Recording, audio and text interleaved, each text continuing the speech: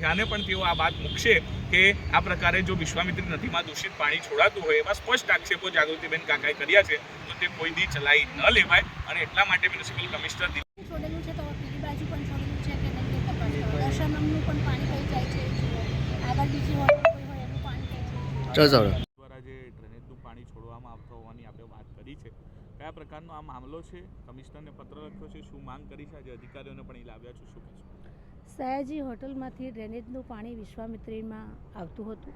મારા ધ્યાન ઉપર આવતા તરત જ કમિશનર સાહેબને મેં પત્ર લખ્યો કે સયાજી હોટલને સીલ કરો, એમના ડ્રેનેજ પાણીના કનેક્શનો બંધ કરો. વિશ્વામિત્રી નદી એક ઋષિમુનિઓની નદી છે. અહીંયા આગળ વિશ્વામિત્રીના તટ ઉપર મહાદેવના મંદિરો પણ આવેલા છે.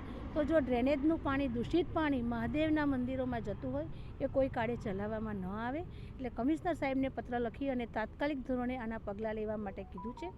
વોર્ડ નંબર 12 અને 13 અધિકારી કહી રહ્યા છે, પણ વોર્ડ નંબર 12માં હશે કે 13માં હશે, અત્યારે મેં 13ના અધિકારીને બોલાયા છે. 12ના એન્જિનિયર સાથે પણ મેં વાત કરી છે. આજે સ્ટેન્ડિંગની અંદર કમિશનર સાહેબને આના માટે કહું છું. કમિશનર સાહેબ એકદમ તટસ્થ છે. કમિશનર સાહેબ ઉપર અમને પૂરેપૂરો ભરોસો છે કે કમિશનર સાહેબ કોઈનું પણ હશે ક્યાંય પણ ચલાવી નહીં લે અને એની સૂચના કમિશનર સાહેબને અમે આપી છે. અને કમિશનર સાહેબે પણ અમને ખાતરી આપી છે કે બેન કોઈ બી ડ્રેનેજનું પાણી વિશ્વામિત્રીમાં આવતું હશે એ ચોક્કસપણે બંધ કરવામાં આવશે.